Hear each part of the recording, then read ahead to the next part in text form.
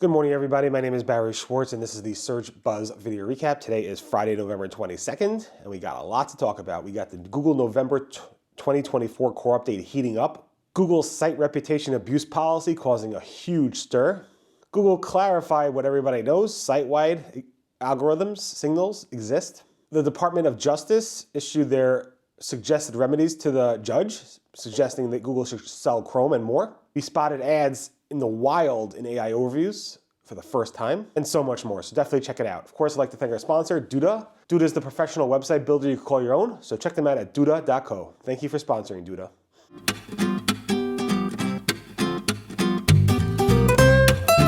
Okay, so first up, like I said, the Google November 2024 core update has really heated up over this past weekend. Not if you're watching it on the weekend, it's the weekend before, November 16th or so, 15th, around then, 17th. Again, it was pretty quiet after it launched. On Wednesday, Thursday, we saw some sites get significantly hit by it, but then it seemed to have spread a wider net over the last weekend or so. So during the week itself, it seemed to somewhat calm down. So I suspect it'll be finished anytime soon, maybe today, maybe early next week. But this core update was not, it was a core update, so it was big. If you were hit, you definitely felt it, but it wasn't like the previous core updates where it was caused a lot more stir. But you know what caused a lot of stir? This Google site reputation abuse policy. Google announced that they are expanding its scope. They broadening its scope. Initially, when it was launched, it said if you had first-party involvement or you had content oversight of that content, the site reputation abuse policy, like parasite SEO or third-party content on your website, then it'll be okay. But Google's like, you know what? It doesn't matter anymore. Google said we looked at cases like this over and over again, and it seems like most of these cases, and they all, that they're doing this to manipulate Google's search ranking systems. So these are manual actions still. They're still not algorithmic. And now the site reputation abuse policy reads, site reputation abuse is the practice of publishing third-party pages on a site in an attempt to abuse search rankings by taking advantage of a host site's ranking signals. And Chris Nelson, one of the people folks at Google Search Quality team, basically said, we heard very clearly from users that site reputation abuse, commonly referred to parasite SEO, leads to a bad search experience for people. And today's policy update helps crack down on this behavior.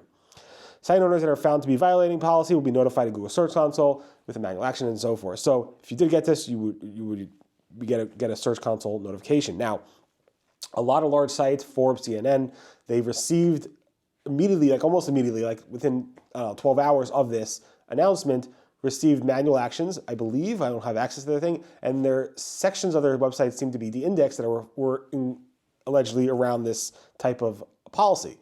Lots of sites were impacted by this, not everyone, and it's pretty interesting to see this. This is a big policy update with a lot of manual actions. Now, also, Google mentioned the starkly different algorithm, where if you have portions of your website that are a portion of your website that is starkly different from the main content theme of your website, Google's not going to go ahead and, not going to penalize it, but it's not going to go ahead and use the site-wide signals that help the rest of the content on the website to help that starkly different content section of the website. That makes sense. So again, Google didn't clarify again that it has if you have sections of your website that are starkly different from the rest, it's not going to go ahead and promote that based on the signals of the whole entire site that are improving the site. So keep that in mind. I have a lot of information there on this blog post with sites that got hit and so forth, and the diff of what happened, what was the policy before and after there. Going back to the starkly different thing, content, Google made it very crystal clear that Google both has site-wide and page-level ranking signals. Google updated its Google ranking system page documentation, basically saying they use both site-wide and page-level, which they've said for years and years, like Glenn Gabe documented, like I said, last week. And they just wanted to make it clear that people understood this. Now, there was something that Google said, supposedly, Panda Nayak, the VP of Google Search, said at the Google Web Creator Summit a couple weeks ago, where supposedly they asked them multiple reports over and over again. This is like that he said Google doesn't use site-wide signals, maybe doesn't use site-wide signals for the helpful content update. It seems like there was a misunderstanding, or he didn't understand the question, or he lied, I don't know. But Google's clearly saying here and clarifying that they do use site-wide signals, which again goes back to the content of starkly different content and how that actually works by not applying the site-wide signals to that section. So keep that in mind. Hopefully that clarifies a bunch of things. And so the Department of Justice wants the Judge Mehta actually, to force Google to sell Chroma, restrict Android, and ban default deals, and much more actually. Specifically, they want Google to sell off Chrome to somebody else, so that Chrome can't be the default search engine and can't be using that for ranking purposes. Restrict Android so it won't serve Google by default and some other things. Also, to remove a lot of their search partnerships, like with Apple and so forth, so they can't be the default search partner there, and a bunch of other things around ads and around AI and other things and sharing signals and so forth. So we'll see what happens. This is just what Department of Justice wants, not what the judge will necessarily rule. And of course, I'm sure Google will appeal it. And of course, there's a whole new Trump administration. So we'll see what goes on there. But again, this is not official yet, but it is a big deal. And their stock was down about 5 or 6% after this. So it is being taken seriously, and it could make a big change for Google. Although I think selling Chrome won't be the biggest deal. The other things might be a bigger deal. But Chrome, I'm no expert, but that's what I think. Google Search Console finally dropped the Google Page Experience Report from Google Search Console. A year and a half ago or so, I think they dropped the other pages like the mobile usability and the mobile friendly and the other reports. But the Page Experience Report was supposed to be dropped around then as well, and it wasn't. And it took about a year and a half or so to drop that report. Google said it's to declutter stuff. I think SEOs are too over-focused on it, so I think Google got rid of it, and so forth. It seems like Google's AI overviews are delayed a little bit from index changes. So if you block out your pages or somehow you get de-indexed because of a penalty like the site reputation abuse policy, Google will be a little bit slower to seem to remove the websites from the citation section of the AI overviews than they would from the actual web search results. Lily Ray spotted a case where a page was blocked by robots.txt or meta tag, and it was showing up in the AI overviews but not showing up in the web search results. And then Glenn Gabe noticed that Forbes the visor section was showing up in the AI overviews but was not showing up in the actual web search results. Then several hours later, both were gone from both AI overviews and web search. So it seems like it's just a little bit of delay, which is interesting. You think it'd be a little faster, but it is not.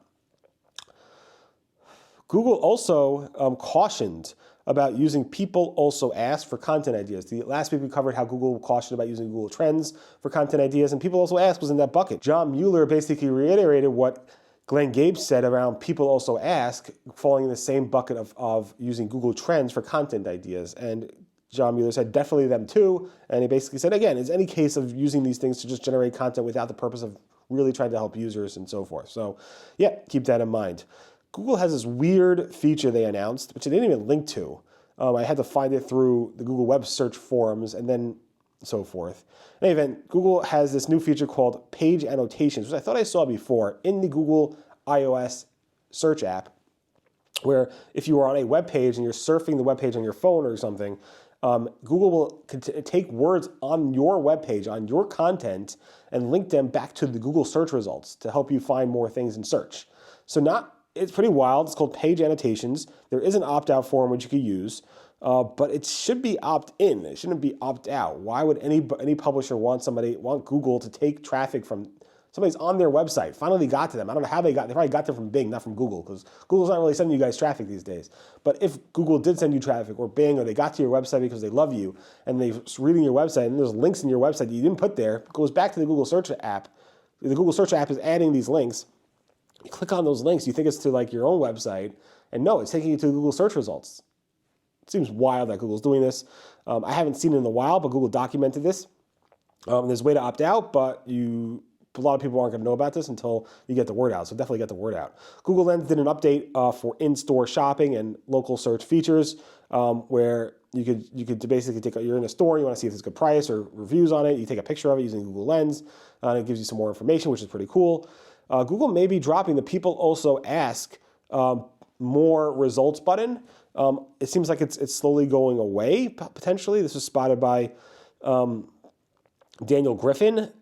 It seems like Google may be getting rid of the more results, which I think is a little overboard. You don't need the more results. People also ask is enough, but who knows? Also, last week, Google spoke about testing removing some all EU publishers from some EU regions to test to see what impact that would have on sending traffic to these publishers.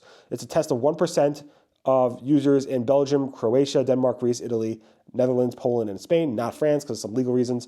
In any event, it's interesting to see this. Google wants to prove a point that you need traffic from Google search. So we'll see what point Google makes. It just seems weird. Google search is also testing trending this week labels. It's pretty interesting to see that. We've seen trending labels, but not trending this week. This is spotted by Sashin and Punnett, also in different colors and different variations. So it's an interesting test.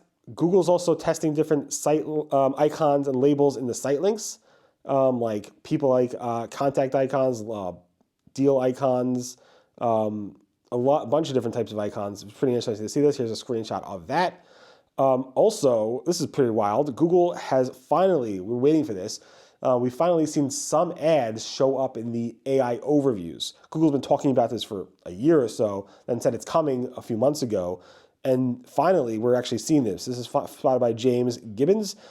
Here's a screenshot of the ads directly labeled as sponsored in the AI overview. Again, it's rare to see, but Ginny Marvin actually said at Brighton SEO, we'll probably see it more and more. Google's being very careful about how they roll it out. Another crazy thing is that if you search for your own name, your own company name, and you have a Google business profile, you may see this massive pop-up from Google Ads saying, here's an ads credit if you want to go ahead, if you spend over whatever. So you hear, they offer me, here's a screenshot, they offer me $1,500 in ad credits if I spend $1,500 with Google Ads.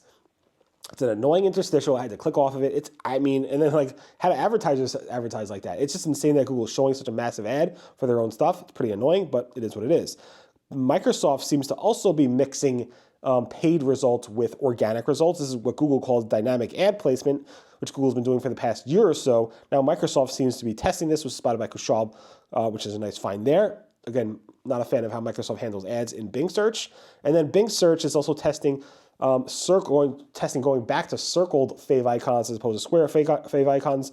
Microsoft about a year ago went to square favicons with circles. Now it seems they're going back. This was spotted by Kashul as well, so nice find there. In any event, thanks so much for listening to the Search Buzz video recap. My name again is Barry Schwartz, and there's search news we covered over at the Search Engine Roundtable, SERoundtable.com over the past week. Again, thanks to Duda for sponsoring. Deeply appreciated. Have a great, safe weekend, and I'll see you guys next. Goodbye.